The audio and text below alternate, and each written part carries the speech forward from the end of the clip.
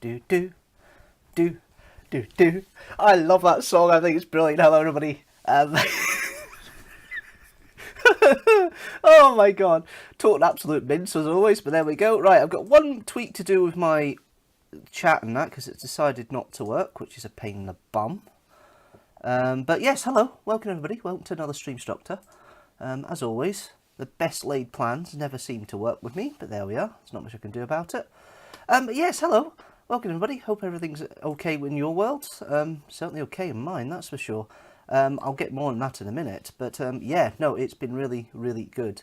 I'm just going to see if I can refresh this chat because it's not working. And it's a bit annoying. And I don't understand why it's not being a working little chat today. Strange. Why you no work? Ah, there we are. Right, okay. So I've got everything working, that's fine. I just need to see if there's anything else here. Have I got... Yes, I do have a widget thing not on screen. That's a bit annoying. Okay, I'll take that off then. Oh well, if there's any subscribers, I won't know about it.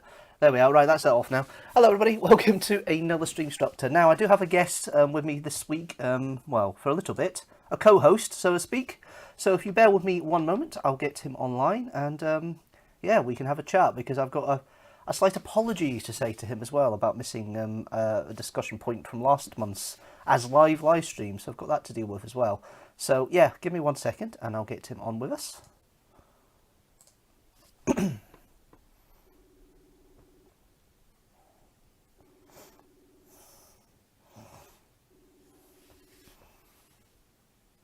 Hello. Hello. Right, I'm about to go on live on the stream. You're muted at the moment.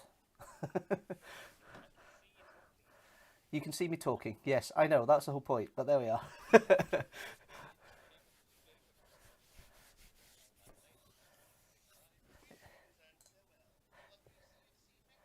I shall see you this evening, Jamie. I have a question to ask you when I get there, but yes, I will see you then.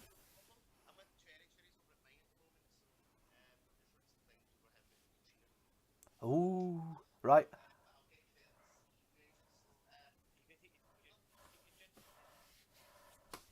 Vodka. Yeah. And I put you on sound just as he's talking about vodka. There we are. Never mind. But sorry, Barry. We are literally holding you up. just literally, it was on your countdown. It was going 35, 34 for range of it. Can I pop over quickly to grab some things? Like, it's fine. This is what he does. This is Jamie.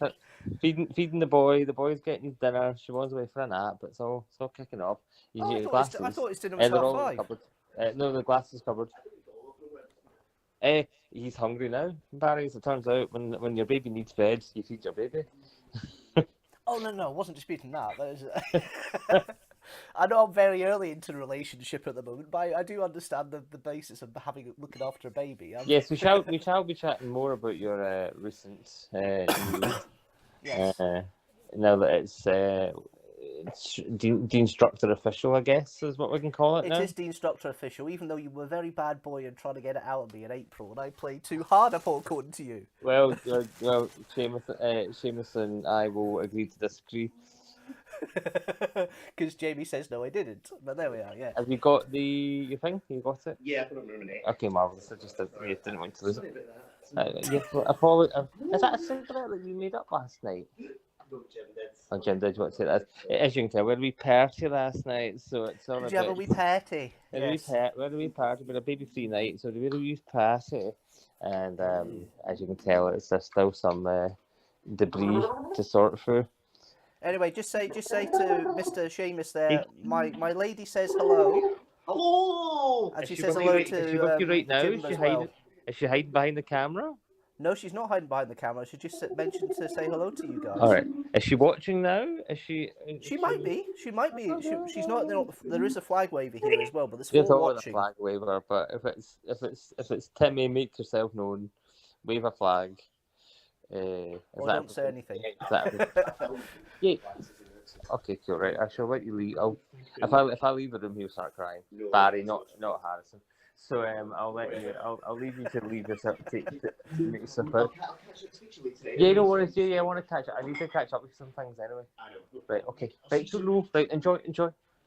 Right. I'm all yours now. Sorry. Are we out now, or are we just like awkwardly paused? No, we're not awkwardly paused. I've heard everybody's heard that online, but apart That's from fine. that, Well, there you yeah. go. If anything, it's a lovely bit of filler. If anything, it's nothing. There's nothing else something to talk about. Oh dear, this is why we get all manic and horrible. But yes, I have an apology to give to you from last month for the live stream. I talked about everything I did for reenactment wise. Apart What from my did I miss wedding. out? Yeah, My your wedding. wedding. The most important day of our lives. But no. I don't think it went unnoticed. Don't think. But when you said in your last two, you went, you said you talk about it. You said to me in a message, you're talking about it, but hopefully with me. And I was like, I'm not going on Michael Parkinson, R.I.P. I'm not going on the Parky show to talk about the details of my wedding. No, but I mean, I can talk about the wedding and saying Okay. it was good, but there's more than just it was good. Just There's more just to good. it. Is that Yeah, your exactly. 3-star? Is that your 3-star review? Yeah, it was good. 4 stars. You know, I it would have think been like it's that. bloody exceptional. I think you'll find. I think it was bloody exceptional, apart from the DJ. Oh, don't. We're not talking about him. Always says that he tried to hijack. He had tried to hijack the first dance, the dad-daughter dance, and the evening as a whole. But my wife is a very strong-willed person, and he did not get his way, and we'll leave it at that. Absolutely. What we will say is that he was the only supplier who didn't get a review. So there you go. That's justified. Absolutely. Balbirnie House, though, what a wonderful venue to have. Balbirnie was amazing. So it's out in Mark Inch in Fife, and the staff were incredible, and the venue was incredible, and the weather was stunning. Because I think it was about 27 degrees that day. It wasn't as hot as Dumfries the day before for me, but it was certainly warm. It was. I'm so glad there was liquid to be had throughout the day because I wouldn't have survived. Plenty of booze for everybody.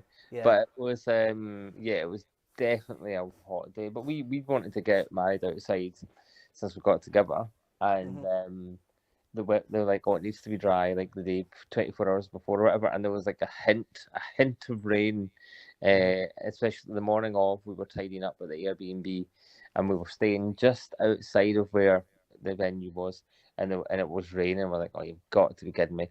But when we got there, Gaynor, the wedding coordinator, I said to her, please tell me we can get married outside. She goes, oh yeah, we're all good to go for setting the chairs now. I was like, oh, thank goodness. So yeah, we got the wedding that we wanted. So yes, I tell you one thing though, is it was great having the two sides of the wedding parties. You've got all the maids of honor on Siobhan's side. Yeah, the bridesmaids immaculate and the maid of honor, beautiful and fantastic. Then you've got your side, which is fine until you get to Jamie. Jamie wasn't in my wedding party. Was he not? No. Oh. Well, he was flower. He was flower boy or he flower was man he or was something, flower yeah. man.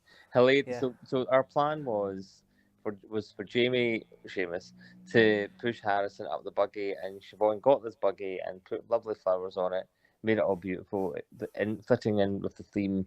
And we were going to have Harrison push Jamie. Harrison was going to push Jamie. Jamie was going to push Harrison up the aisle with the and Harrison was going to throw petals and whatever. But as it got closer and closer and closer, we were like, he will eat any flowers that we give him. It's maybe not a good idea. So we abandoned that idea. But it would still be nice for Jamie to push him up there. That would still be really nice. But then, because it was so hot and Harrison was so tired, he ended up going in Siobhan's mum's arms instead. But the three of them went up the aisle together, and it was still quite sweet. So. Oh, it was lovely, and both of you broke down when they came up, and you were I broke down when you were a proper man when she came up the aisle. Oh, that's what I will say. What do you mean? Crying. Oh, of course I was. She looked stunning. I believe we caught you crying a few times throughout the day as well. Yes, well, I also set off. I was almost set off crying because Jamie nearly got into trouble for me filming on behalf of your brother at the wedding. I could, because I had the laptop all set up outside for my brother in America and my sister-in-law to watch it, and it was like 8 in the morning there, or 7 in the morning. It was ridiculous, and I set the laptop up and everything, and I got it all sorted. But because we were far away from the actual house, the Wi-Fi just did not play ball, and I panicked. And obviously there was lots going on that day as well, so I just got them on my phone and I just threw. I was like, I looked out into the crowd, like, who can I give my phone to? And I saw you. I was like, right, perfect, right. You can have it. And yep, I forgot to turn the sound down. I know, it was quite funny because we're busy filming it and doing all the stuff, and Stu's doing stuff in the background, getting ready for breakfast and talking and things like that. And Jamie's going, "Where the bleep is that noise?" And we couldn't figure out what it was. And he gave me evils, going, "I can't believe it's you, Barry." Then he was told, he was apologising profusely. He was still apologising 2 weeks later. You know, You'll probably get a wee apology this evening when you see him. it's basically, the phrase was, I knew people could be cruel at weddings, but I never thought it'd be you, Barry. Then I realised what you were doing, and I apologise. You know, it's like... He was also a grumpy wee sod in the morning of the wedding as well. Jamie's not a morning person by any means of the word. Oh, you talk about Harrison pushing Jamie. You're right, that's going to happen, but it's going to be Auntie Maura being pushed by Harrison in about 18 years' time. Exactly. So you weren't quite wrong there. How old do you think Jamie is if you think he's going to get pushed in a wheelchair in 18 years' time? Or have you master planned some sort of accident that's going to take Jamie out? Well, the heavy lifting he does with his current job, it wouldn't surprise me if he's utilising some sort of mobility scooter in 18 years' time. Yes, poor bugger. you're not wrong. Yes, that's true. So it may have been a joke in regards to him being pished, but it might have other connotations. Boing. Actually. Yeah. Boing. Well, that's not much. That's speaking about boys. I'm doing the Kickstarter for the Mumbles. Oh my god, Jamie said put a clanger. Literally put a clanger. So funny because your schedule went up and I went to Jamie. I said, "Did we do the Wombles with him?" We have no memory of the Wombles whatsoever. So as it turns love it. As it turns out, we don't remember. But yes, we're very much looking forward to because it'll be like I'm watching it for the first time. Bless you, Harrison. Bless you. Bless you, Harrison. But no, the funniest bit of Kidsstructor recently is Jamie walking on front of camera when he's trying to get his moisturising. Oh God, he does it so many times. He doesn't realize. Like, you know what? I mean, you need to implement a red flashing light. That's what you should do. It's the only way. I know. There you go. Come on then. That's it. There you go. Yes, we're going to need to implement a red flashing light. But yes, wedding day was amazing. It was very hot all through the day and all through the night. And then it's weird because then you spend all that time planning the wedding, getting to the wedding, hen parties, stag parties, nights before. We had like a family dinner thing the night before at a Chinese buffet, and then we got married, and then we had the night of the wedding, and then Harrison was at his grandparents for a couple of days, and it was just Siobhan and I came home and went out for dinner, and then it's not, and then it's done. It's weird. It's a weird feeling because then you're like, oh well, we're married. Now what? Now what do we do? and then it's a weird vibe, and then you kind of go, oh well, we just got into baby number 2 then. So it's just like it's weird. It's a lovely wee bubble. It's interesting because people say, and it's true, that how's married life, and you go exactly the same as it was before, but it isn't, and it's so hard. There's no explanation for it that I've yet to come up with. If you're living together, I suppose it doesn't seem much different afterwards. All that's different really is the letters that come through. Well, we were. I mean, but there is. But it's more than that. And again, I can't quite put my finger. I mean, obviously we're living together. We've got a baby, and now we're married. And now Siobhan shares the name of me and Harrison. So yeah, it's different, but it's not. But it is. It's weird. It's hard to explain. It is strange. I think it. But it's nicer than saying, "Oh, this is my partner," or "This is my girlfriend," or "This is my fiance." It's much more. Don't start that argument about partners and girlfriends. And a certain lady who is watching at the moment, she says hi. Hi. Knows all about that because I find it. I find the phrase saying that boyfriend and girlfriend. I don't sound silly, but immature. Yeah, I was going to say to you, do you find it quite immature? Yeah, me too. Yeah, no, I agree with you on that. Because this is my girlfriend. It's so high school. Like, yeah. But then you get people in the 50s and 40s and 60s that are when they go, "This is my girlfriend." And you're like, okay. It doesn't feel right to me, so I say my partner. And what does your girlfriend say? Boyfriend. Maybe it's boyfriend. Maybe it's a cultural thing. It might be a cultural thing. I mean, that's a point. Just a heads up for you guys. If I start talking Hungarian at any point, he's having a stroke. No, not necessarily a stroke, but yes. Of yes, genius. But she no, is- Siobhan hated, not hated. Siobhan didn't enjoy saying boyfriend, Mhm. or even fiance, or partner. I think fiance was better, but and the reason why she found it quite cumbersome, like that. So so it's my husband is my wife, and it's not that it adds legitimacy. I think it just carries a bit more weight. Yes, as long as she didn't turn around and say this is Fraser and left it at that, then you're No, fine, we don't you know? know. No, we don't call each other Fraser and Siobhan, and we will never reveal what we call each other. We have our own language. But when we're in company and we say Fraser or Siobhan, we look at each other and go, "Who's that?" Who? Unfortunately, names are what we call each other. So Tamir and I call each other by names. What names? Hello, Well, not name. quite. Hello, name. Not quite. But yes, as you may have guessed from the conversation we're having here, it is now official. Yes. My Facebook relationship official? is now official. Facebook official? No. Okay. YouTube official? Yes. Right. She said to me, this is what's happening now. I'm going over my words too much. She said to me that she's too shy to message on this live stream, which is fair enough. Okay. She has given me permission to put one photograph up with us together, Oh, that's nice. but no more, which is absolutely fine, and I completely respect that. And I did not expect her at all, just like I've never expected any of your partners to be involved in anything we've done either. If it makes her feel better, Mhm. what partners? There was nobody Mhm. before Siobhan. Before, if it makes you feel better, I grant you permission Mhm. to, if it makes Timmy feel better, and because we're talking about the wedding, I'm going to send you a photo, and I give you permission to share said photo. Does it include Harrison? No, it won't. Not because I don't want to show Harrison on camera. No, But we you want have to make rules. it clear that you No, don't we want your have child rules. showing on social media. No, we have rules. We don't Mhm. share. We very rarely share photos of Harrison on social Mhm. media. Yeah. And that's just our choice. No, it's a good choice, to be fair. And that's why I respect the wishes of anybody else who doesn't want to be on camera, because I Right. know how much it can be a bit of a spotlight if you're not used to Right, it. there you go. I've sent you a photo. You have my permission. After or before you share your cutesy photo, it's your prerogative. But just if it puts anyone at ease, and we're talking about the wedding, so Yeah, no, absolutely. Oh, yeah, that's a lovely one. I know yeah, where that is. I know where that's from as well. yeah. So Um, bash on. yes, okay. But yes, you're Well, YouTube official, which is lovely. we are YouTube official. It had to be YouTube official because obviously, I explained on the channel update, it could affect a lot of things next year. Yeah, well, you're busy, Mm-hmm. and you have I'm to going to be more busy. and you have to prioritize. There's Mhm. things, and there's certain things that I stopped doing as well Mhm. because you just for me it'll be different for you, but for me I much like you, I had my own vlog and I did cosplay stuff.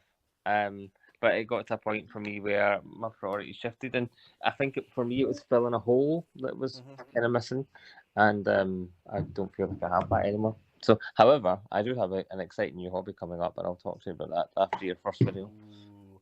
Yes, that'll be a good thing to talk about. Yes. So I was going to talk a little bit more about my lady. I think is a polite way of putting it. I was also going to talk about my experience with electric cars as well today, because I've gone through all that experience this summer as well. So, Yeah, you're right, sir. You're right. yeah. Is he all right? Yeah, it's fine. He just took too much water. Right, it's all right. I've been coughing all day as well. I feel your pain, Harris. Anyway. Right, okay, hold on. Right. I'm gonna hit mute. You talk away. Right, okay, so there we go. We've got our running order here for today. So we do have resolutions on 2018. So obviously there's one resolution there that's no longer valid anymore, but we all know about that one. And then we've got Doctor Who, Deanstructor reviews Doctor Who, the Pandorica opens, and the Big Bang. So yeah, those are your two archive videos today for everything on here. They're fairly short, both of them, which is actually quite good considering I've got a gentleman here that we like to talk with. So kind of maybe best not having many archive stuff today because it's going to go on elsewhere. But yes, let me just get this photograph up of a certain person. Now, this is the first and only time that she'll allow this, so please bear with me. And that subscriber alert thing's up again. Hold on, let me hide that because it's just not working. There we are. Right. So, ladies and gentlemen, this is my girlfriend, Tamia. Now, this was taken at Beamish about a week and a half ago, about 2 weeks ago, which I thought which is one of the best experiences we've had. You back? I'm back. Yes, hello. Yes. I didn't know if the blink. Oh, that's a lovely photo. It is. Tell me about Beamish. Where's Beamish? Beamish is in the northeast of England. It's in County Durham. Right. It's about 10 miles out of Newcastle. It's near a village called Stanley. Right. And basically, we wanted to do something the first day of my week off, because she used to have Mondays off because she works as a nursery nurse. Used to have Mondays off, and then all of a sudden at the beginning of July she's going to have Wednesdays off, so she had to make arrangements to get this off because we planned in advance. So I booked the hotel. It was a motel we ended up going with. It was very nice, very dark. The blackout curtains worked, put it that way. We almost had bruises, but snuggles before you start. I wasn't going to say. I assumed you were playing an advanced game of hide and seek. maybe. But Beamish is a living history museum. Basically, what they've done for the past 50 years is found a big hundreds of acre site, a couple of 100-acre site, and basically what they've done is little villages and little bits around this site. It's got a tramway all the way around. I can see that. All the way around. Yeah, I think I can see the tram track. Yeah. Now this is the old town you're seeing here. This is the town they made in the late 70s, early 80s. And basically it's a 1910s town. So basically you go through there and they set the calendars to the 7th of August 1913. And they talk about life and all the different shops and the sweets and we got somebody who's not really interested, but No, he's eating his dessert. He is just he's knackered. Like, I don't blame him. He normally has 2 naps, but he's had 1 nap today. So that's why he's also getting fed early. He's not. He's just dum dum. Here you go, dum dum. Yeah. Right, carry on. Yeah, sorry. So Beamish is an open air museum. Basically, it's based around the industrial life of the northeast, because the northeast was one of the biggest coal mining areas in the country, in the UK in its time. And it had a lot of industrial history. They've got a coal mine. They've actually got a coal seam on site, so you can do tours into it. And they've got a coal mine that's been built around it.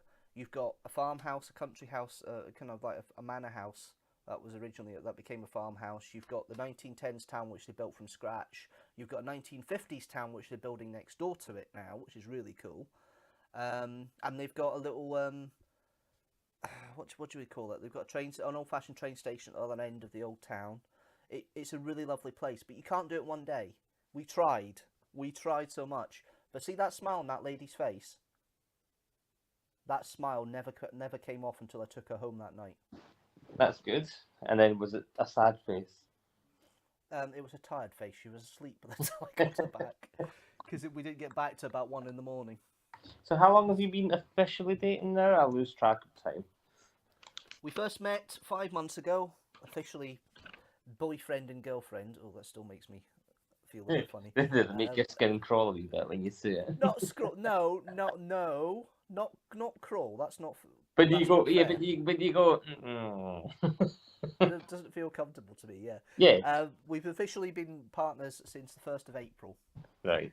And this has been a great little embarrassing thing here. Basically, I asked her, and it was just in Pollock Park. We'd been to the Borough Collection. And I asked her, and she sarcastically turned around and said, "No, I don't want to be your girlfriend." And of course, me, not taking irony the first right way, thought she was serious.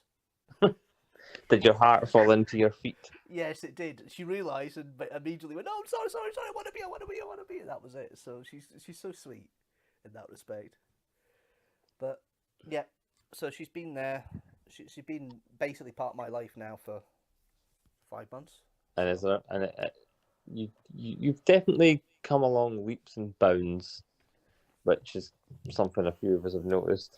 Leaps and bounds in what respect? Yes, you're a bit more outward. You're a bit calmer. I think you're a little bit less in your head. So yeah.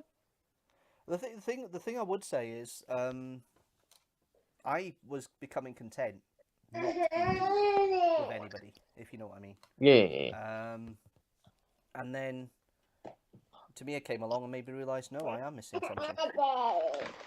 So Right. it's one of these things, and yes, people have noticed there is something different about me.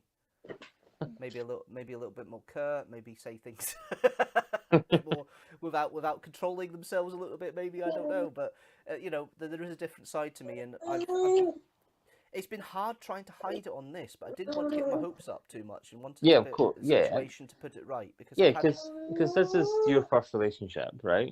first proper relationship. Yes. So yeah, I get the not wanting to jump ahead of the gun. I get the. Do you want to have a look around? Do you want to have a look at back? Do you want to see what we're doing? Do you want to turn you around? Hold on. Hi, Harrison. Is this where he cries? Because every time he looks at me and I look at him weirdly, he cries. We had that when we met up with Siobhan and Jamie and Jim. I know it's not. I know it's not Miss Rachel. I know, but it'll be fine. It's not the Wiggles. I know. It's not Bluey, but it'll be fine. It'll be fine. It's not Bluey. When Am I really that scary? when you go into what do you mean Bluey is not as scary? Unless you think the big blue in the big bear in the big blue house, in which case you're thinking of the wrong thing. Yes. But no, it's good.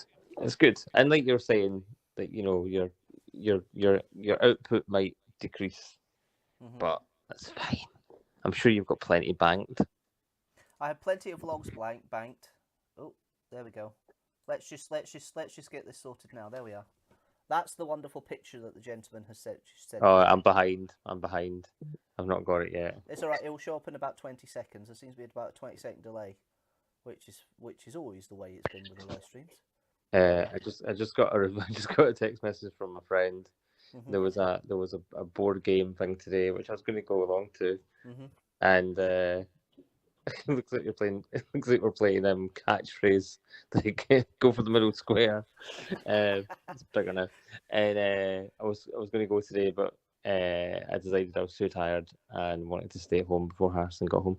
And then a friend just messaged me. He didn't miss much today. We're a complete cock at our table. So okay, I'm glad I didn't go. Beep. I saw a cockerel. Oh, I thought you said something else there for a No, second. a cockerel, but a complete cockerel at the table. Thank you. Cockerel. Don't watch Okay, it. Don't watch fine. it back. Yes. But yeah, I can't remember. I think that was Laura Kemp who took that photo. I'm pretty sure. And if it's not, then it was one of the wedding coordinators who kind of came out with us to help us and to like help pick up Siobhan's dress and stuff. But he was also taking photos for their social media, and his photos were just stunning as well. Like it was just. Yeah. But I love her dress. I love my suit. You can't tell, but Siobhan's wearing the matching tartan Converse under her dress. Quite right. I mean, everybody thinks what's the shoes that a lady wears at a wedding? Whatever comfortable. Siobhan's not exactly. Siobhan's not a big heel person, and yeah. So her theme was like burnt orange and like navy blue. So I've got like the burnt orange tie, and the burnt orange pocket square. I'm going to have to send you into your first video because my child is going to the bathroom. Right. Okay. No problem. Thank you for that very timely move into the first video. I'll let you get on with that, Fraser, while you mute, and we'll go into the first video, which is resolutions on 2018. So the first. I'll see you on the other side. Yes, you will.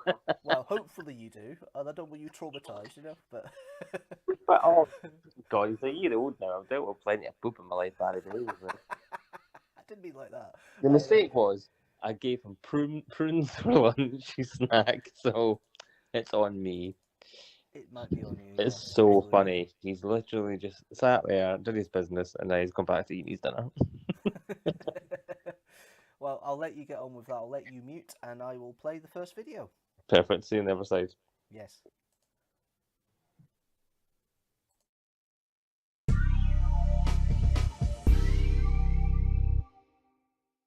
Hello there, and Happy New Year, and welcome to the very first vlog of 2018.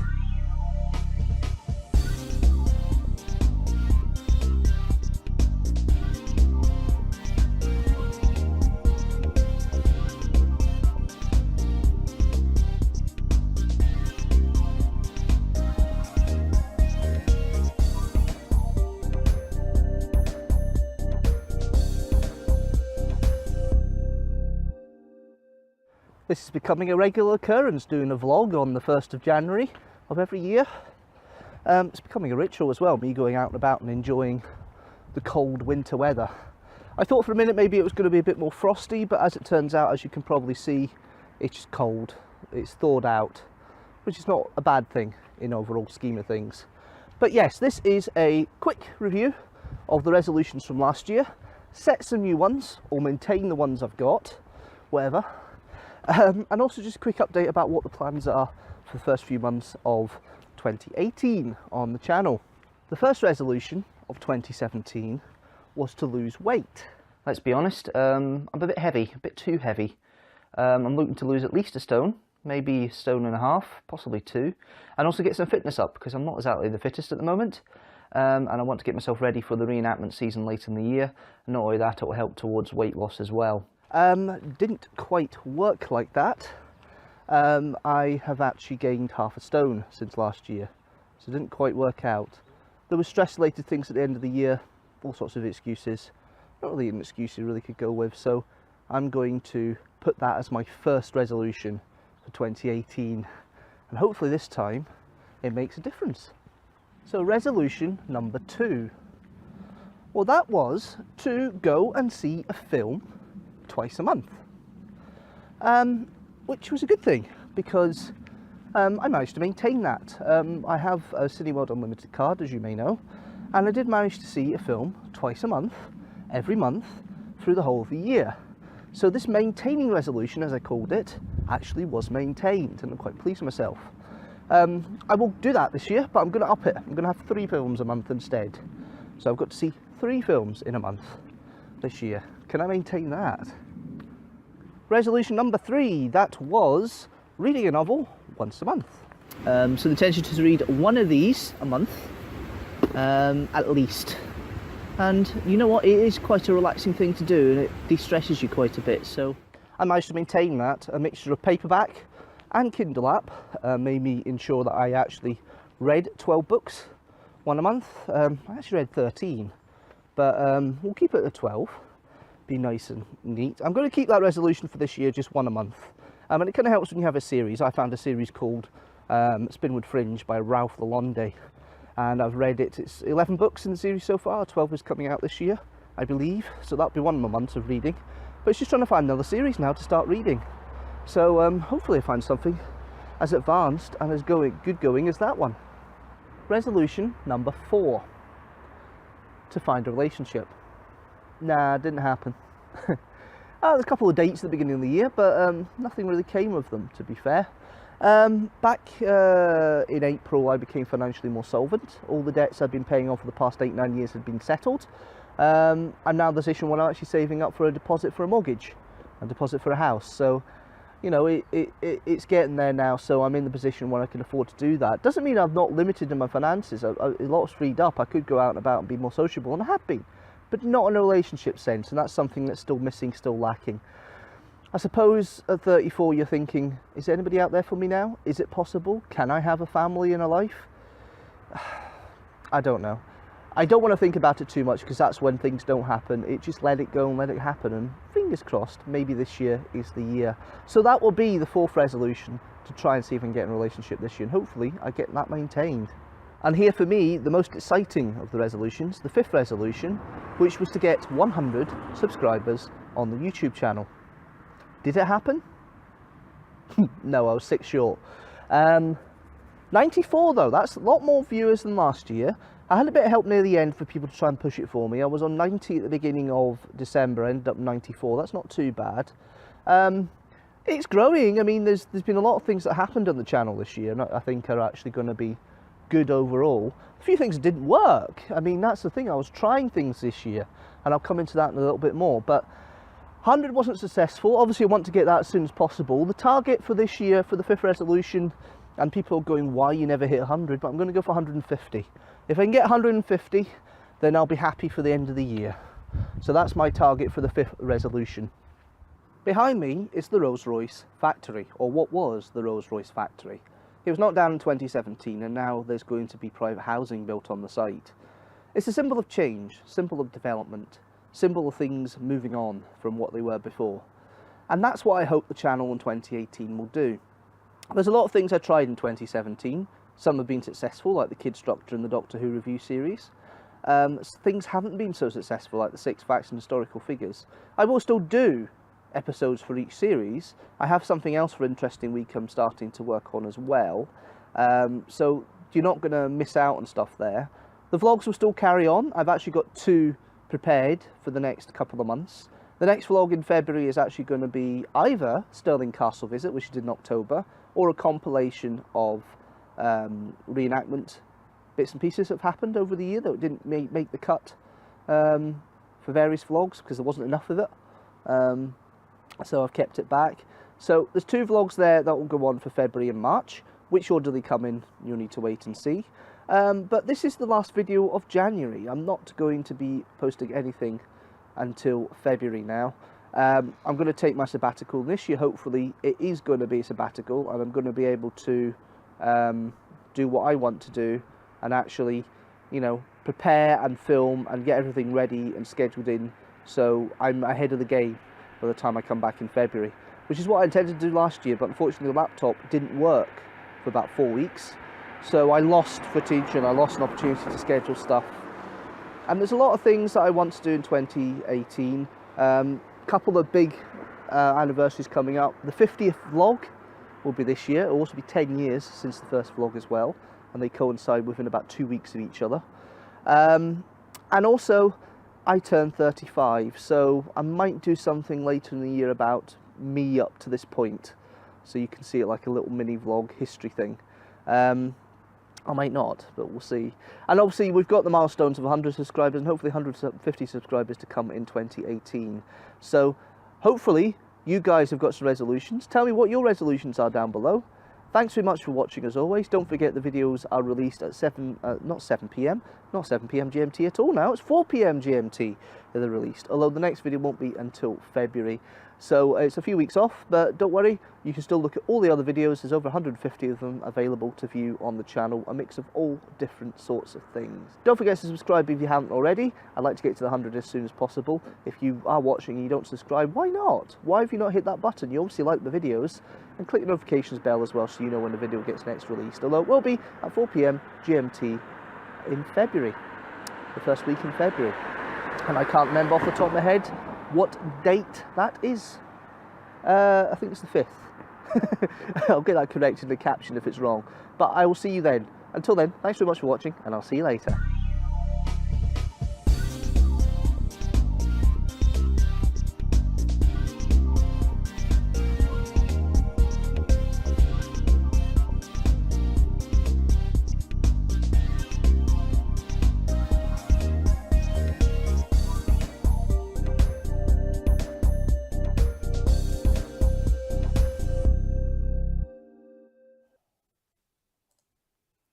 There we go. Resolutions of 2018.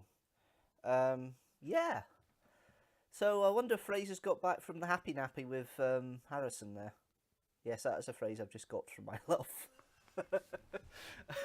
Welcome everybody. Welcome back to another Streamstructor. If you just come over, say hi, hello. Yes. So let's just have a look at this. I don't know, I think I may have lost Fraser. I think the nappy's maybe taking a bit longer to change than I thought. Are you still there, sir? Can you hear me? Oh well. Right, okay. Well, look at your messages. Look at your messages. Look at your messages. Oh, I see. Right, okay. Yeah, I'll be 5 minutes.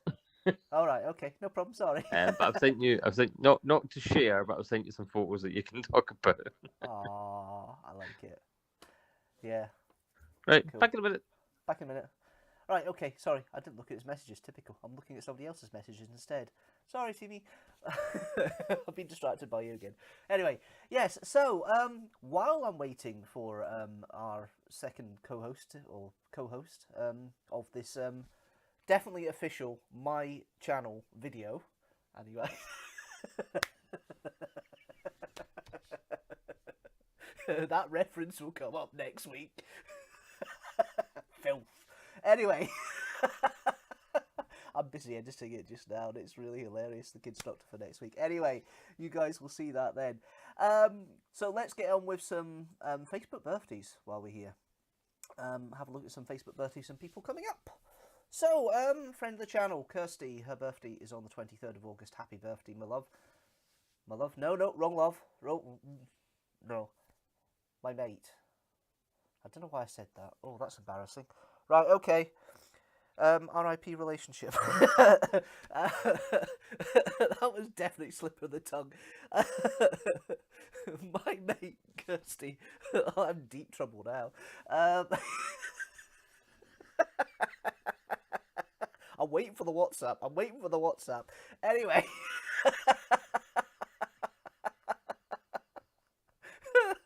Oh no, that's embarrassing. Anyway, so yeah, happy birthday, Kirsty, on the 23rd on Wednesday. I can't believe I did that. That's ridiculous. Anyway, happy birthday to my friend Laura. Her birthday's on the 25th. Happy birthday for you too. And then we've got one more birthday. There's not many because the next Streamstructor's on the 10th of September. Happy birthday to my Doctor Who friend, Paula. Happy birthday, many happy returns. And yes, I hope it's a great day for you, a great celebration. And fingers crossed you get your house soon as well. But yes, no, happy birthday to all the Facebook Messenger things. Oh no, there's one more. Lindsay, happy birthday for your 40th. Yeah, I know a lot of people going 40 this year, including yours truly, on the 26th. And congratulations recently for your marriage as well. So that's a lovely thing. Romance is in the air everywhere, except when I make stupid comments like that, like I made 5 seconds ago. But apart from that, yes. So yes, it's one of these things. It's one of these situations.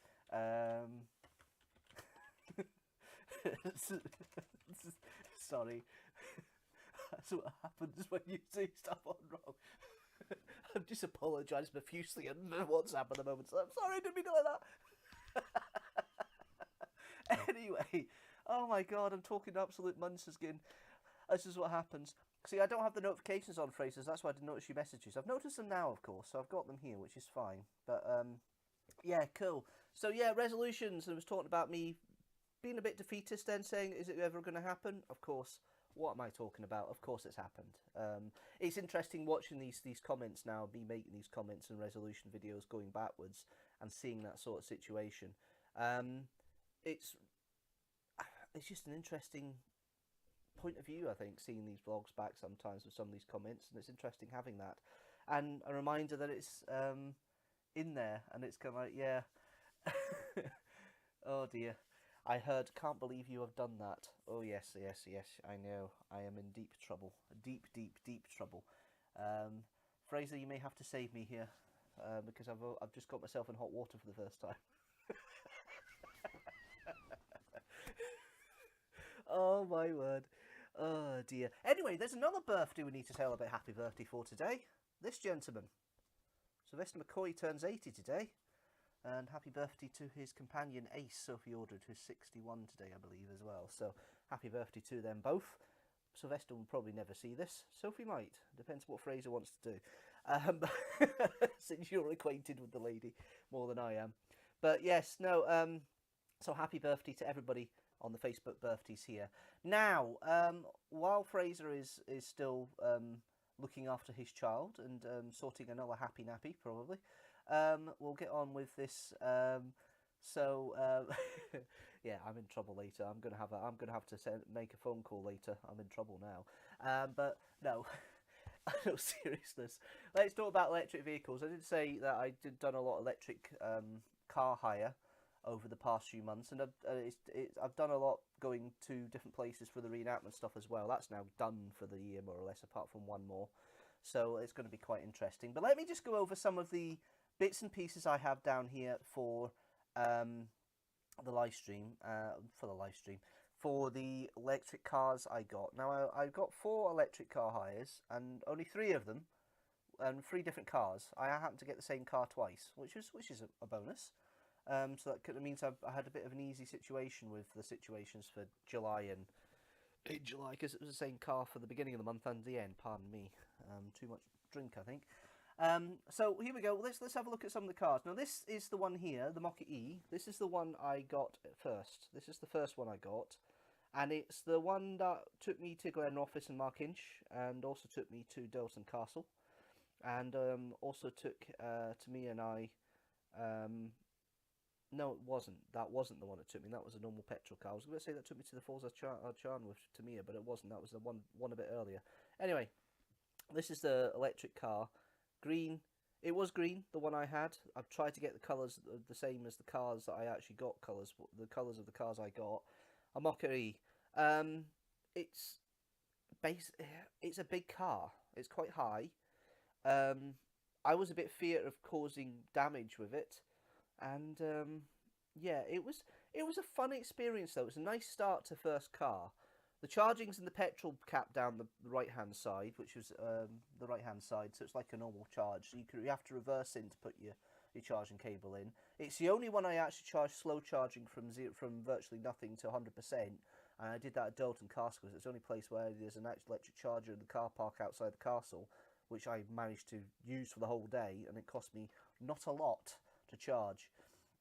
The rest of the time I used fast chargers for most of it, including most of the trip round Glenrothes and so forth as well. So it was an interesting couple of days, an interesting hire to start with. Nice ride, comfortable ride. Jamie will attain to that because I gave him a lift back from Mark Inch from the wedding in it along with Jim. So they both experienced this car, and I like the auto cruise control. It's the first ever automatic I've driven, so that was interesting. It's quite weird when you're used to driving manuals and you get to junctions and you're all ready to put your foot on the clutch and you're all ready to put your hand on the gear stick to change gear, and you just put your hand down, there's nothing. That kind of automatic feeling that you get, I've had from driving manuals for nearly 20 years, didn't go away throughout the whole time. There were still instances where I wasn't concentrating and I just put my hand down and going, well, there's nothing there, what am I doing? I kind of got used to it by the time of the end of the last car hire, but it's going to be interesting when I go back to Mum and Dad's car, which is a manual, so it's an interesting situation. But in regards to the car itself, and I didn't realise the subscriber thing is in the background, which is annoying. No, it's not working. Okay, I'll take that away. So there, we've got that there, and we've got the hire there, so the car. So, yes, the stats for this one. So, in this one, I did 331 miles. That's not many miles. It's not really, no. And Sorry, I'm back now. Yes, I heard. CCS Type 2. So Type 2 for the full charge, CCS for the normal plug. And it was 331 miles did that one, so it wasn't that far. It felt far, but it wasn't that far. Most of them were less than 500, apart from the one that I had for a week, which I'll describe later. But it cost me £24.25 to charge. I mean, was that like the whole journey? Because that's the whole time, yes. Right, there you go. Okay, so it's an average about 7 pence a mile. Yeah, considering how much you'd put in petrol wise. Yeah. Then electricity is the way to go. Yeah, so 14 pence a mile would be the average petrol for the car, because the Mokka-e is the only one you have a petrol version of. Right. And the petrol version is 14p a mile. Right. So it's about half the price. Yeah, but it makes sense, then, doesn't it? Like. Yes, it does.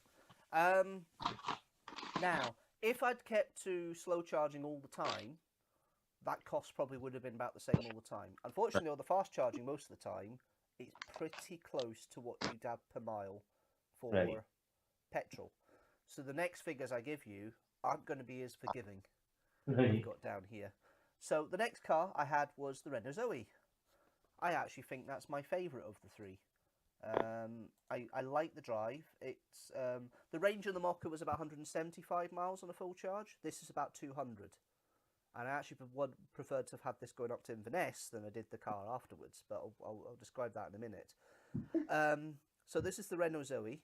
It was black. That's the closest colour I could find. I couldn't find a black one, so I found a greyish one, but picture.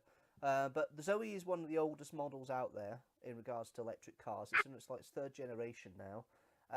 It's quite a smooth ride. It's a small car. It's what I'm more used to. I was more nimble in it. I quite liked it. It's quite powerful. Decent range, as I say. It was mostly fast charges for most of it because I was going to places where motorway services were available, so I used fast charges for them, or use fast chargers near home just to get there because of the nature of the weekends. So the Zoe I used for Lithgow, so that was 199 miles for the weekend, which considering where Lithgow is and back and forth a couple of times, because I went back with Tamir on the Saturday night, because I didn't want to sleep in camping for another night. She didn't want to camp. She came over to meet the team and saw the day on the Saturday, but she didn't want to join in with the camping in the evening, which I completely understand. She's not a camping person. Yeah, I've never been camping in my life. Yeah. Well, she never has. Well, she has when she was younger, but she didn't like the experience. But let's be fair, you can be very comfortable when you camp, as long as you're okay with having windy and wet weather sometimes, you know? It's actually okay. It can be quite watertight if you get it all right. But yeah, I can understand why the attraction wasn't there. So the electric average cost for this was 15 pence a mile. Right. And the equivalent closest I could get was a Renault Clio. And that would be 11 pence a mile. But it was mostly fast charges, so it was more expensive. Right. Okay. Well, I can see the numbers. Absolutely. Now, Renault Zoe was the hire again for my time down at Killavrock Castle, where I had an incident with my foot, which I'll explain in a minute. I did 243 miles on this one, but again, it was on fast charges, and it cost me $44.99 overall, and it's 243 miles. So this one was 19 pence a mile. Right. And again, it was about 11. It would have been about equivalent of about 12 pence a mile if he was doing it by petrol. Right. Yeah. Okay. So not far off. Not far off, but you got to remember these are fast charges. They're 50 kilowatt fast charges. That's about as fast as you can go to charge up. Is that just so you can leave quicker? Yes. Right. So you can get to 80% battery in 40 minutes. Right. Okay. Which, considering when you stop and take a break, pee break, coffee, walk. Well, no, I mean, knowing you, every service station's a cup of tea and a pee. So. Yeah, exactly. So that in that respect, the network's pretty solid when it comes to motorways, motorway services. So anything south of Perth, you're fine. Anything north of Perth, different matter, and I'll get to that in a minute. So there we are. That's the Zoe there. Now at Killavrock, when I was doing my reenactment stuff on the Saturday, we did a spear fight with a newbie. I did a spear fight with a new guy, and we're doing a spear fight. And the idea was that I was supposed to kill him on the field. I know where this is basically. Yeah, no, maybe not quite like that. But so spear. Yeah, well, I think you might have guessed when I said sore foot, but there we go. But yeah. So we had a spear fight in the field, and the idea was that he was supposed to put the spear in the ground. I was supposed to get my spear in the ground, knock his spear out the way, and then kill him with a sword. He mistimed it and put the spear in the ground, but not in the ground beside me, in my foot. In your foot. Fortunately, it was a blunt spear, but it did break the skin. The scab is still there, but to make sure I didn't have a foot that blew up, I wore shoes for 3 days. Oof. Constantly. Yeah. Downside of that is bruising around the toes for a week, so it wasn't the greatest fun. But yeah, so that's he's now my revenge list for next year. Put it that way. But because the Killavrock Castle's down in Dumfriesshire, I could stop at the service stations on the M74, which I duly did. It wasn't a big problem getting there. The next one was a concern, and that's the Nissan Leaf. Now, of course, this is the famous one. This is what everybody knows. The Leaf and the Zoe are the two cars that everybody's aware of as electric cars, as basics. It is the oldest model, the oldest type. This is the second generation I drove. It's about that colour. It was a little bit darker. This one uses a different type of charging connection for the fast charging called CHAdeMO. Now, that's not as frequent in charging networks, and it's not exactly the best thing to be going up the A9 with. Because the A9 does have fast charges, but they don't have a lot. So if one is broken, you have to drive another 30 miles to get to the next one. Oh. So it's a bit more of a stress. In case you run out of energy. Yeah. So 150 miles is what it advertises. Its counter says about that, but it starts having a hissy fit at about 120. Yeah. You're running out. Yeah. Stresses you like anything, which I had experience of when we went down to Beamish, because I was doing a gig in St Andrews, and then we came down to St Andrews, went to Dunbar for something to eat in a pub just off the A1, which had a fast charging, which was fine, but we were just coming through Newcastle to get to Stanley, and it started beeping like buggery, and I'm going, sorry, boing. Thank you. It was beeping like so much, and I was panicking, and I got there with 2% battery to a fast charger at a Oh. service station. So, and we spent 20 minutes there waiting to get enough to get us to Stanley, and then I charged properly the next day once I'd been to Beamish. So I got enough, but that sort of experience wasn't helpful. It doesn't also help that they were supposed to have a set of new fast chargers up at Broxburn near Perth. And they've only still got the one fast charger there because they were building them up. I went up in February to recce it. Yeah. Because I went up that way. No, it was in May. I went up in May on the way up to Spiny Palace to recce it in preparation, knowing I had these electric cars, and they weren't there. You know, but the chargers were there then, but they disappeared by the time I turned up in August. It's kind of great. I'll have something to eat there. I'll go to the Golden Arches, get something to eat, and I'll charge away. No, somebody's in the fast charger, so I couldn't do that. I had to do it at Pit Lockery, which is a bit more of a worry. 20 miles away. Yeah. But, you know, and then got up the road with a little bit enough to spare to get me there. I had to stop again just outside Inverness to get another quick charge to make sure I got to my destination. Did Fort George weekend, spent a bit of Saturday night finding a charger, which I eventually did, and then talking to Tamia as well. I was supposed to take part in the barbecue. 3 hours later, I'm still talking to Mia. So, yeah, that didn't happen. Don't blame your girlfriend for that. No, it's all right. I wanted to be sociable, but I got in a deep conversation with the woman I love, and that as far as I was concerned, that was more important. Oh, sorry, I felt a bit sick there. Sorry. Oh, I thought that was Harrison for a minute. Anyway, but no. When I was cleaning my child, did you get into trouble? Yes. I had to leave the room and go to his nursery, so I missed that. All I heard was, "I hope Fraser comes back soon." Yes, I know. Basically, I was doing the Facebook birthdays, As you do.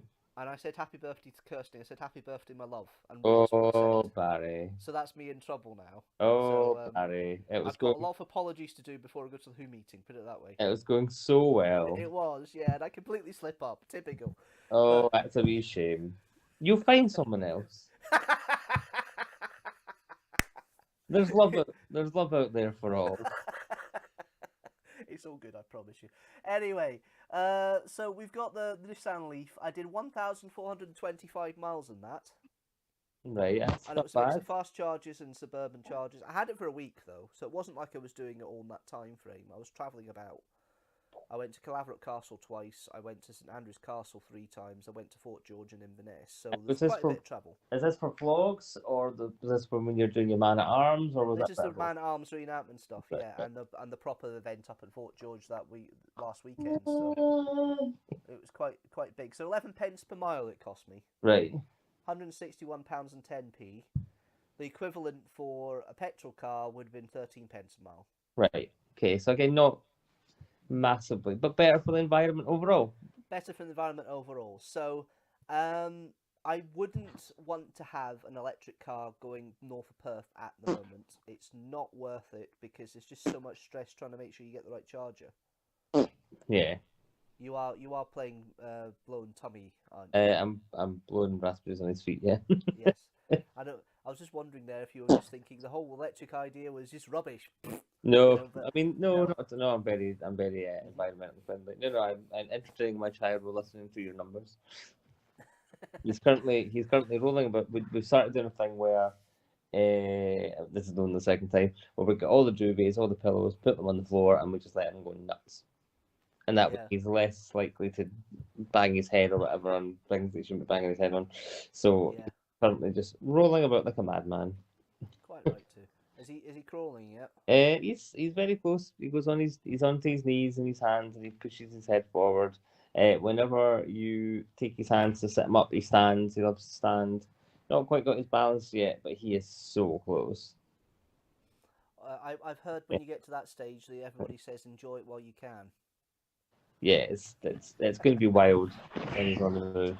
Absolutely. Yeah, so you took him for what we call a happy nappy, of what I've been told by my. I don't know what that is. Yeah. But he's all sorted. He's fine. Yeah. So basically, when you need to change him, you call it a happy nappy. Apparently, in the nursery, that's what I've been told. Right. So. Well. Yeah. So it's one of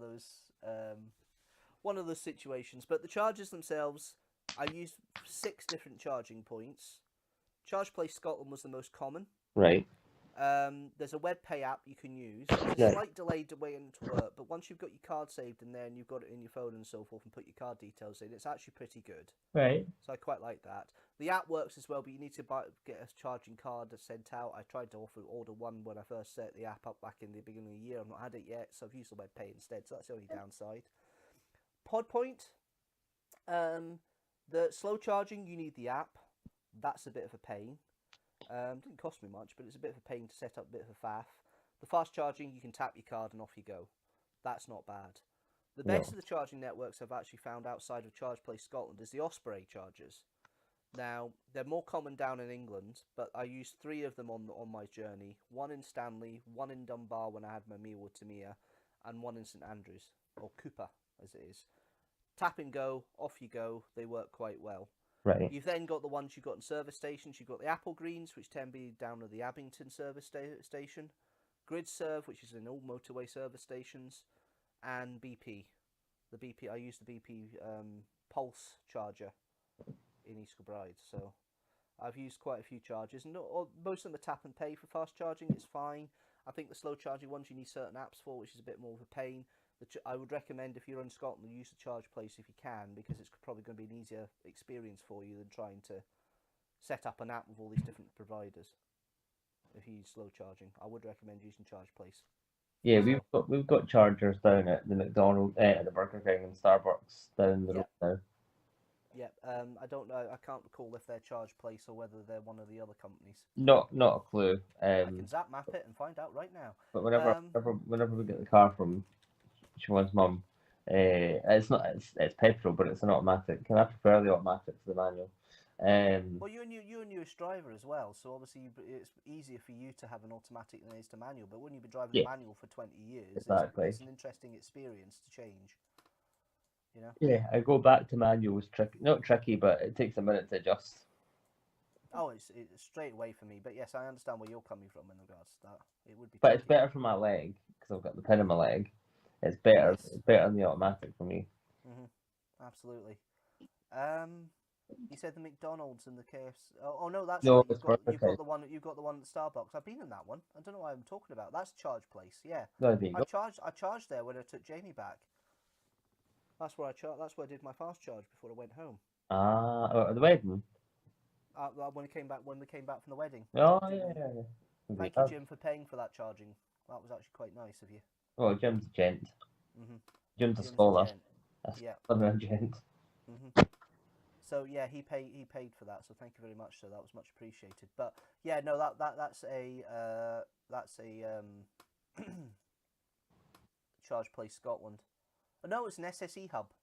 It's one of the electric company hubs. But that's tap and pay as well. So it's fairly straightforward. Sorry, I was actually looking at ZapMap there to confirm what it was because I couldn't remember. But there we are. Stop tapping my tummy, please. I hope you're talking about him and not me. But there we are. Yeah, well, no, I didn't say Barry. It's difficult tapping 15 miles away from here, you know. But there we are. So that's my electric car experience, and yes, I would do it again. I do want to hire again. I think, though, I would keep it to the shows that I can get easy charging for. So anything south of Perth. So when I'm going next year, I'll more likely be at Fort George next year and at Spiny Palace. Those two I'll be doing car hires for petrol. The rest of the time I'll be doing electric because the cost of the hire was about half the price of a petrol were the ones I got. So in that respect, I wasn't better money. I did have I was in better financial pocket, even though the actual cost of charging was about the same roughly. So I would recommend it definitely. Half agrees. Yes. Right. Enough of the burbling there. Would you like to hear about my new hobby? Sorry? Would you like to hear about my new hobby? Yes. Call me crazy. But I think I'm going to get into model railways.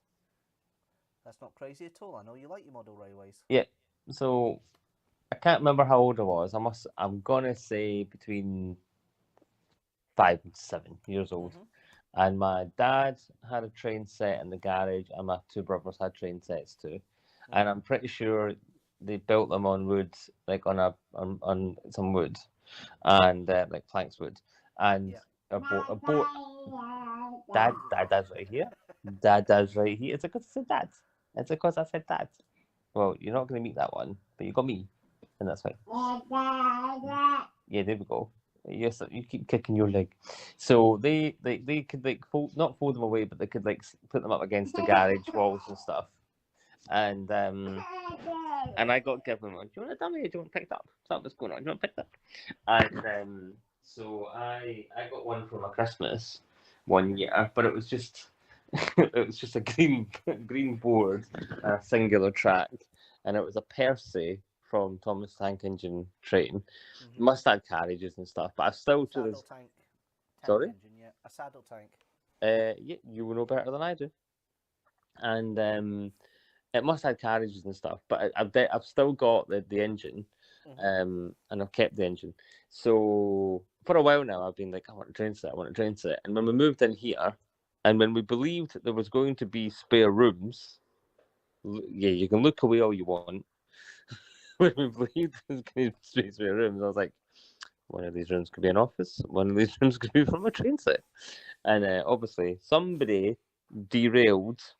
See what I did there? Train joke. You'll like that when you're older. Someone derailed that plan. Basically, your idea hit the buffers. Exactly. See? Train jokes all round, Harrison. You'll appreciate these when you're older. But there's a model shop on the Barton Road, and I keep saying, I'm going to go in, I'm going to go in, I'm going to go in. I never go in. And Siobhan's always like, just go in, just go in, just go in. So she encouraged me to go in this week. And I popped in and I was like, where do I start? And so she told me everything I needed to know to start. And then, but I chatted it through Siobhan, and practically we just don't have the space to do anything big, which is fine. But I started to look up model railway clubs, and there's one in Drumchapel. So I emailed them, and they're like, "Yeah, pop along. You can come along for the first 3 weeks without becoming a member, to see if you think it's going to be for you." So I'm going to bite the bullet. I'm going to pop along next Sunday, and I'm going to see how it goes. But I'm slowly but surely planning my model model railway, and there's a model railway model railway show. I'm very tired. At the SCCC in February, which is apparently like one of the big ones. So we're going to take the boy, and my plan is we've got a table in the hallway, and my plan is to turn it into like a little Christmas village at Christmas. And Siobhan bought me like a little railway, a little train set thing from Home Bargains, I think, last Christmas. So we'll put that on, and we'll start the obsession. And I figured, why not? I am bereft of hobbies these days, because like I said to you, I don't vlog anymore. I don't do the cosplay thing anymore. I don't go to the Doctor Who Society anymore. I do occasionally go to the board game meetups, but that's few and far between. So Siobhan's looking into going back to Irish dancing, and I figured, right, it's time for me to get a hobby. So I think that's going to be it. I don't see why not. I think that's brilliant. Speaking of professional things, Faithful is getting its Kickstarter, isn't it? Faithful is Kickstarter launched 2 days ago. So we applied for funding from the BFI network, and they said no. They thought the project was tantalizing and exciting, and they loved it, but no. And we're like, well, how can it be tantalizing and you're still saying no? I wonder if there's politics. And we weren't even eligible to apply for the Scottish funding at Short Circuit because my director is English, and I had to have a Scottish director, and I didn't want to give up my director, so we didn't bother. But we've got a brilliant new producer, Valerie, and she's from Guatemala, and we've got her involved, and she is not afraid to go knock on doors. So yeah, we've launched the Kickstarter because apparently, if we're eligible, Creative Scotland will give us between 5 and 10% of the money that we raise, but it's all or nothing on Kickstarter. And in order for us to do pre-production and a 3-day shoot, it's 16,500, which I know seems like a lot, but it's not, because that's 3 full days plus prep, designs, costumes, makeup, props, locations, cast, crew, dogs, professional dog actors, and practical effects, puppet work, special effects for the dog, blah blah blah, and that's not including post production. This is simply pre-production and production for like cast and crew and everything that goes with it. That's not an awful lot of money. No, So, it's not. So that is where we're up to. I cannot believe you're doing your business again, Harrison. That is ridiculous. You have had a reaction to something. You absolutely have. So yeah, it's live. We've got 57 days. We're off the mark. We're at £146 last time we checked. 166 now. I just checked myself. And speaking of which, are you okay for me to link it in the chat of this live stream and also on the description of the video? Of course, thanks very much. The more people who give us money, the better. Because we really want to make it. It's a story that I love. I've put a lot of heart into it. Lucy, our director, has done a lot of great work on it, and like her plans for it are just stunning. Lily Maguire, who plays our lead Valia, it's her first on-screen acting debut. She's done theatre before with Lindsay Jenkins, who's one of my long-time collaborators. So yeah, she is great. So yeah, fingers crossed we'll get the money and get it off the ground. Absolutely. Right, it sounds like somebody wants another happy nappy, so it gives me a good opportunity to go and to get the next video going, I think. Yes, you get on to your review, and how long is this one? It's about 10 minutes. Oh, right, I'll be fast. Yes. Okay, bye! Right, I'll catch you in a minute. Right, guys, yes, we'll get the last video out of the way. Here we go, the review of the Pandorica Opens The Big Bang. Here we go.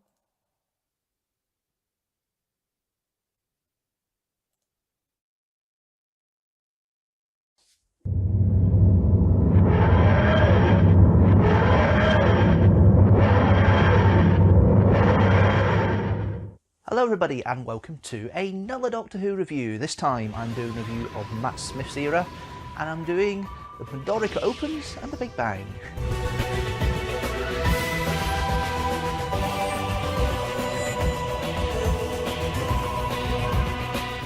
At New Year's I said I'd need to do a couple more new series this year and maybe do a bit of Capaldi and a bit of Jodie Whittaker as well, and I will do later in the year, but I thought to start off with the finale of Series 5.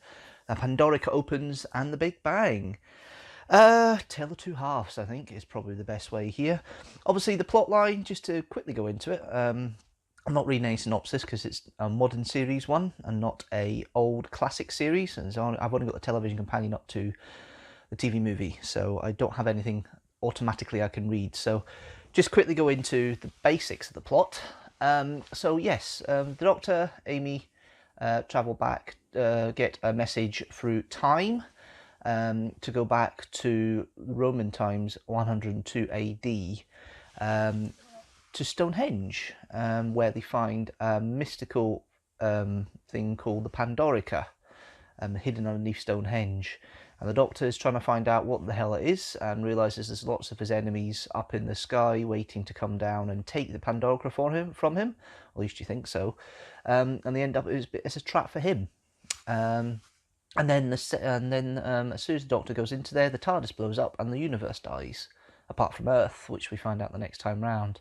And after a little bit of convoluted wibbly wobbly stuff to get to the present day in the National Museum, well, 1996 in the National Museum, isn't it? Yeah.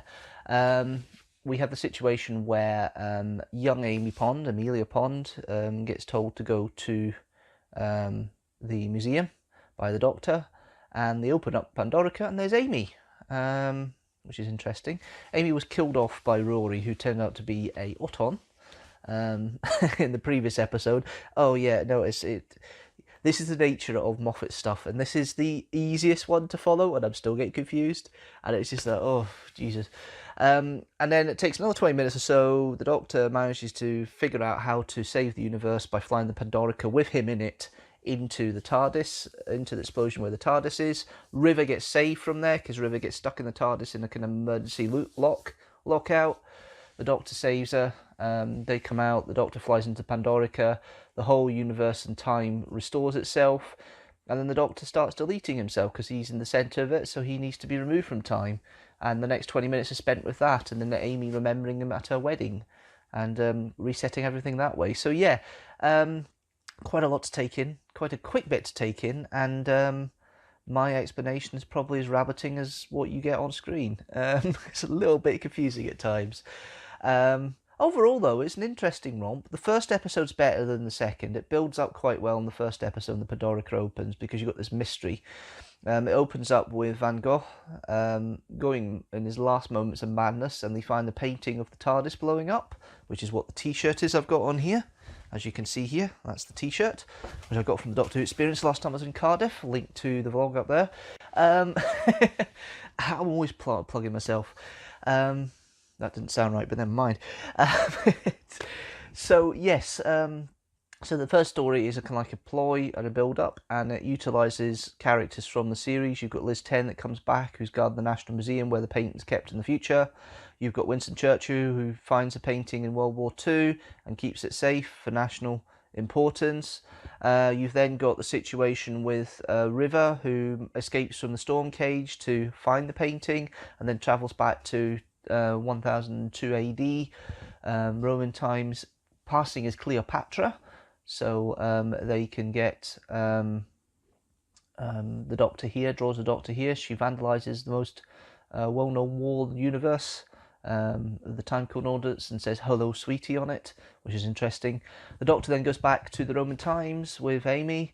They go to Stonehenge, go under Stonehenge, find the Pandorica, and we find this elaborate plot of all his enemies trying to take the Doctor away because they think he's the cause of time splitting and splintering. And of course he isn't, it's the TARDIS. But it causes the whole issue of time going backwards and deleting itself, and the Earth only being secured because it was the epicentre, and the TARDIS was the what's keeping it warm, exploding the TARDIS, but things are starting to fall apart by the time of the return. Rory turns out to be an Auton who kills Amy through the conditioning that he has. He didn't want to, he tried to fight it, but he still killed her. Amy then gets stuck in the Pandorica, put her back, and oh yeah, that's me going over the plot again, just try and get through it. But yeah, it's an interesting first episode anyway, and it's a nice line up to the epic ending, and it's kind of like, ooh, how is he going to get out of this one? And then the second episode's a bit of timey-wimey, a little bit clever timey-wimey. I love the bits jumping where he's jumping between the present day, as we see it at that point, and back to Rory in 11 and 10 and 102 AD, I can't even get the dates right, 102 AD, telling bits and pieces about what to do with Amy, and then coming back, and the nicking of the drink from a meteor early in the day to later in the day, and all this. And it is an interesting little plot device, and I'm actually kind of glad that all that timey-wimey stuff was taken away and sorted within about 20 minutes, because it leaves the next 20-25 minutes to have a slow decline down of the Doctor going through his lifetime of his 11th self. He realises obviously you go back completely back, so he goes to Amelia, plants the seed of Amy remembering him, and then disappears, and then Amy lives her life as normal. She has her parents again, which she didn't have at the beginning, and then she marries Rory, and then at the reception she starts to remember the Doctor more. River leaves her book, her diary there. Amy remembers, the Doctor comes back. It's a nice little way of calming down the series. All these things are tied together in the last episode, in the previous episode more or less, and then it's a decent resolution. It's not the best, but it's a decent resolution. I think it's not too bad. Could be a lot worse, but it's not the worst. It's not the best. The plot line is a little bit snaky, but I think it actually works overall. I think it does work overall in regards to what it's doing, is setting up a lot of things, and it has a decent payoff, but it's not the best, and the stakes have been raised even higher, because now the universe has been destroyed, because the whole point of Moffat's kind of trumped what Russell T Davies did the previous 4 series, so it's getting a bit interesting now how he does the fix going forward, and yeah, I'll go into that more in other reviews in the future, but overall, I quite liked it. I think it's quite fun. You got Matt Smith, who's certainly his powers of the Doctor at this point, and I do enjoy his portrayal of the Doctor in this. Very zany, very off the wall. This Doctor's incarnation plays on the time travel and the sci-fi element a bit more than the others do.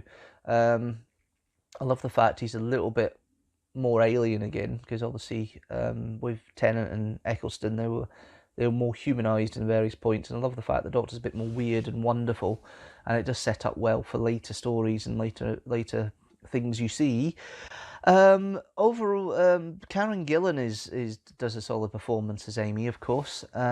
She seems to do a solid performance most of the way through, and it's actually good seeing the nuances of emotion, because Amy's either one of grumpy or not in most of the series, and this one's quite nuanced because she's intrigued about she's there as a companion. She's obviously settled, but Karen plays it well. She certainly plays it better in the second episode. I think she's good with emotional punch. Then we got Arthur Darvill, who has made Rory out to be a bit of an uncomfortable person to be around. He's a bit uncomfortable around people, rather, and he plays it well. But you actually get some spine to Rory this time around, because he's stubborn, and you show Rory's love for Amy, and how the fact he'll be the lone Centurion, he'll keep an eye on her for 2,000 years until the Pandorica can be recovered properly. And he keeps an eye on it and everything else, which is really good. I love the fact that he can still be Autony at this point, which is interesting. It seems to indicate that when time resets, he goes back to being human, which I think's an interesting point. But he does remember everything. It's strange, it's weird, but it's just the way the timey-wimey works with Doctor Who, I suppose, sometimes. And then we got Alex Kingston, who makes the main other guest cast appearance here of River Song. And it's interesting how the Doctor's still trying to get to grasp where River is in her timeline and bits and pieces. And you can see he's starting to get used to the idea of River, but there's still not quite enough. And that little thing at the end, she says, "Oh, you'll find out very soon and everything will be different." Obviously, we know in hindsight what that is, but at the time you're going, "Ooh, that's interesting." You've alluded to her being married as well, to the Doctor possibly. Ooh, that's interesting. But Alex Kingston does a good job as always. I like the characters. She's quite quirky, but she certainly, you see the more serious side of her this time than the fun side you saw a couple of times before, and I like it. I think it's quite cool, and I think it's a good little portrayal. I think you probably know what the writing's going to be like with this. It's okay. It's all right. The direction's okay. Toby Haynes does a good job of what he's got. The first appearance of the Fez in Doctor Who since Silver Nemesis. The Doctor's worn a Fez before, but this is the first time he makes it as a proper accessory. Oh God, Silver Nemesis. I've got to review that at some point. Oh dear. That's a good accessory, I suppose. But overall, yeah, the direction's quite good from Toby Hayes. Quite solid, quite standard. He does well with the direction, with the time hopping bit, and overall it's quite a solid direction. There's not really much I can comment on it. And the music, yeah, Murray Gold isn't bombastic yet. He's starting to get that, and the Doctor's theme is starting to be a bit more prominent and will be used a lot more as he gets lazier as time goes on. But at this point, there's still enough newness in the motifs he's using here to make it an interesting setup and an interesting story. And yeah, overall, it's not a bad little thing. Overall, though, I'm going to give this review and this story. I've been thinking about what I do with this. 3.5 TARDISes out of 5. It's okay. It's not take your brain out. It's not one you just take your brain out and watch, but it's certainly an interesting story, an interesting review, and certainly one that I would want to. I'd go back to. It's been a while since I saw it when I've watched it for this review. It's not too bad, but yeah, it's okay. 3.5 I think is probably about right for the review, if I'm honest with you. And yeah, 3.5 TARDISes out of 5.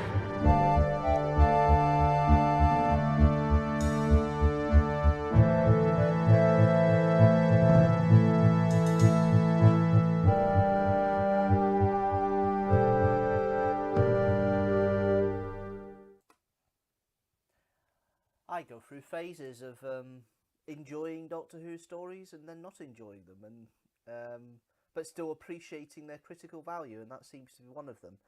Yes, Silver Nemesis has come up as one of the archive videos here. Up until this point, I've been doing the archive videos in Doctor order, but obviously going forward, I'll be doing it in chronological when they've been released. If Streamstructors continue after the end of the year, that's still up in the air as it stands at the moment. You there, Fraser? I am, and I love the two-part finale of Series Mhm. 5. It was very Indiana Jonesy. It's big, it's epic, it's nice seeing all the alliance of the monsters or Mhm. creatures, as Douglas McKenna would tell us to say, and Matt's big speech at the Pandorica, spot on. It's perfect. I give it that's 4.5 one of the best bits. TARDISes out of 5. You just didn't put one more than me anyway. It's one of these things, but yeah, no. I probably have a stronger opinion, and I think the 3.5 comes from the fact that obviously I did have more to say. I just couldn't think how to say it at the Yes. time, more than anything else. I do think it's a decent story, which is why it got my. Go on. Speaking of Doctor Who, does this sound familiar? Mm-hmm. It does. That's not the 14th star Sonic, is it? Yes, it is. Woohoo! And Jealous? it is gorgeous. I bet it is gorgeous. Anybody watching out there, as you may know, somebody's going over the hill very soon. Hint, but but no. In all honesty, no. It looks a very good. It's a nice mix of everything that's gone before of the new series. Put it that Yeah, way. and it's got different settings as well, Mm-hmm. so it can change colour. So it's got Matt's green, Capaldi's blue, David's blue, and Jodie's Jody's yellow, and yellow. got a red setting for the future. Right. Red setting for the future. That's what it's called. It says future. Ooh, that's a nice wee hint. Yep. But River Sonic in Silence of the Library, that red setting was called future. Right. So I wonder. Séamus was adamant that Matt Smith was going to be in the 60th. He says, I saw a photo of Catherine Tate and Matt Smith in costume, and I found the photo he was referring to, and it's a very photoshopped photo. Matt Smith is not in the 60th anniversary. To be fair, it's going to be enough with David Tennant coming back with Catherine Tate And Chuty. and Chewie. And we of know course, Mel's back in the 60th. Yeah. And I think... Well, no, Mel's not back in the 60s. She's back in the new series, I think. No, you're wrong.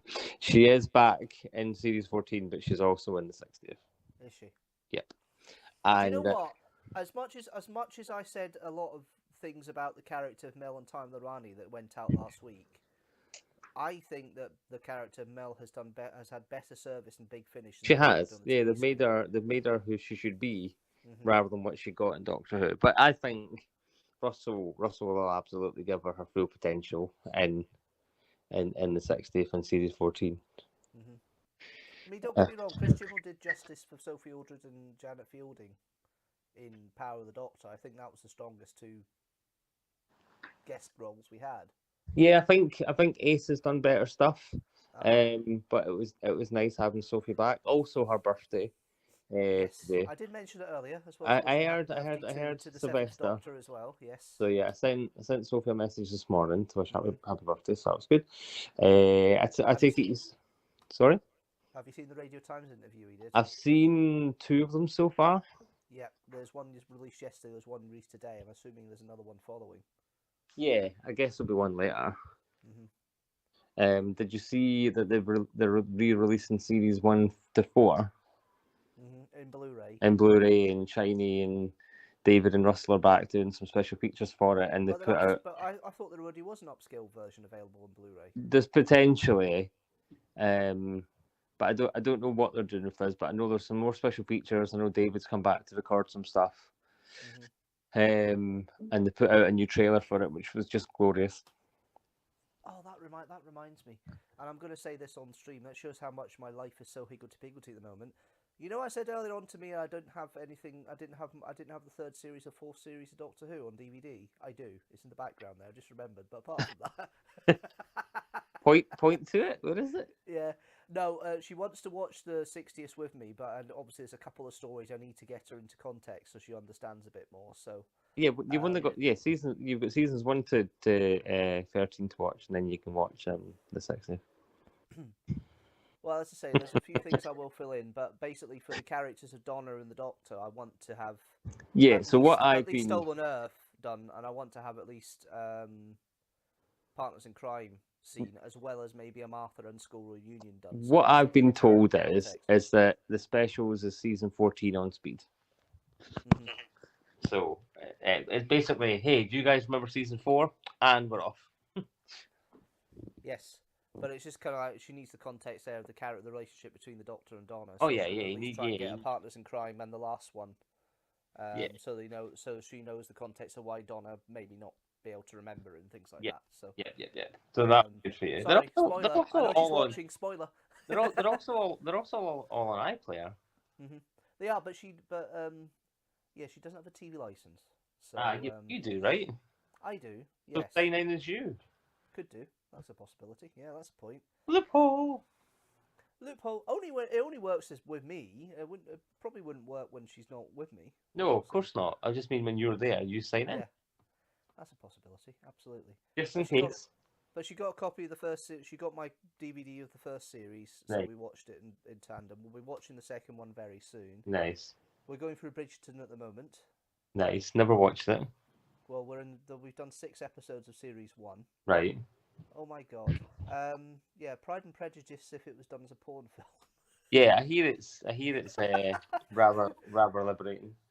Yeah, liberating's a polite way of putting it. It's interesting. I'm surprised people haven't gone down the route of cancel it.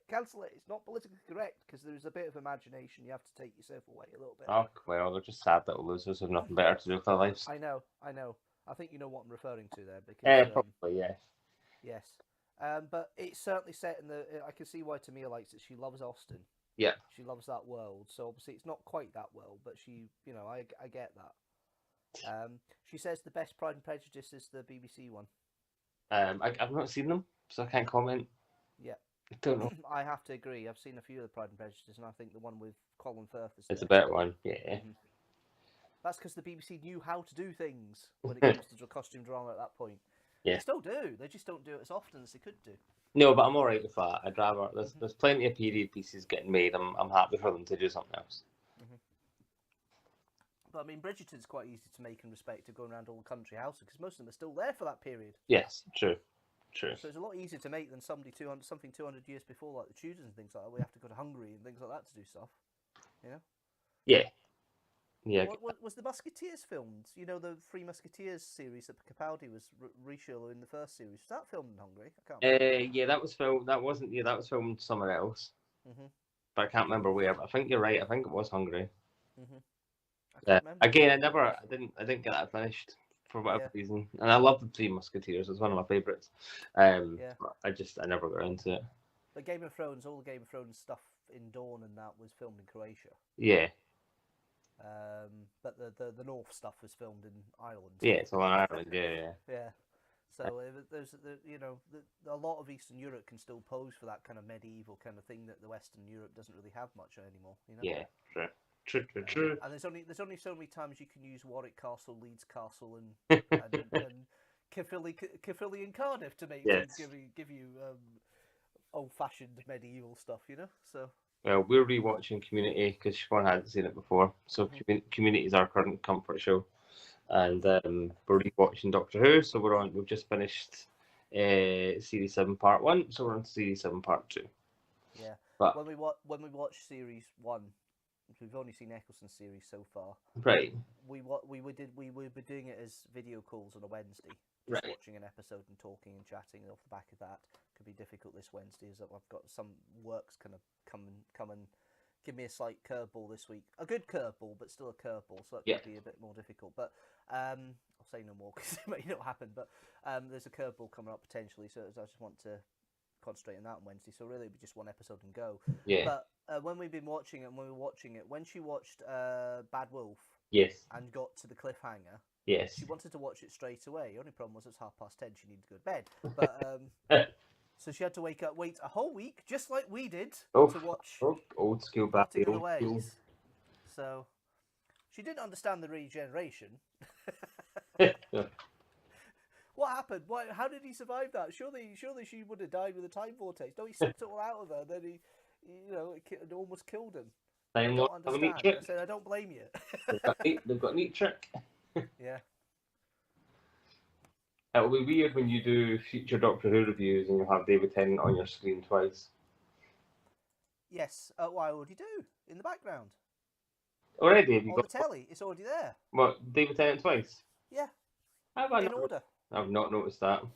Yeah, the backgrounds of any reviews I've done since the beginning of the year on the telly have been all the Doctors up to 15.